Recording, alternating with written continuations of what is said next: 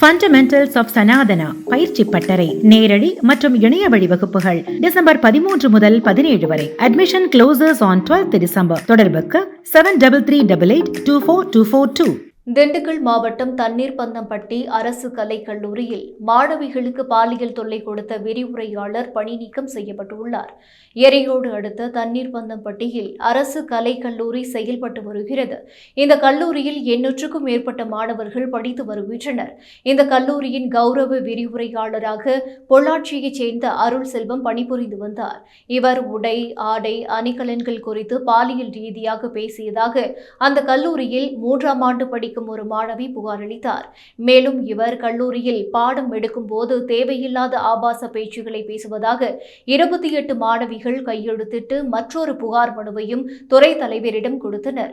ஆனால் மாணவிகள் புகார் அளித்து 2 மாதங்களாகியும் நடவடிக்கை எடுக்கவில்லை என்று கூறப்படுகிறது.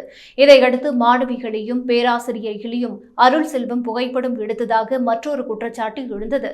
இதனால் அதிர்ச்சியடைந்த பெண் பணியாளர்கள் வன்கொடுமை தடுப்பு சட்டத்தின் கீழ் அருள் செல்வம் மீது நடவடிக்கை எடுக்க வேண்டும் என கோரிக்கை விடுத்தனர். மேலும் முதல்வரின் தனிப்பிரிவு, மதுரை மண்டல கல்லூரி கல்வி இணை இயக்குனர் ஆகியோருக்கும் புகார் அளித்தனர். இதையடுத்து மதுரை மண்டல கல்லூரி கல்வி இணை இயக்குனர் குணசேகரன் புகார் அளித்த மாணவிகள், பெண் பணியாளர்கள் ஆகியோரிடம் விசாரணை நடத்தினார். அதில் அருள் செல்வம் மீதான புகாரை மாணவிகள், பணியாளர்கள் என அனைவரும் உறுதிப்படுத்தினர். பின்னர் கல்லூரியின் பொறுப்பு முதல்வர் கீதா அருள் செல்வத்தை பணி நீக்கம் செய்து உத்தரவிட்டார்.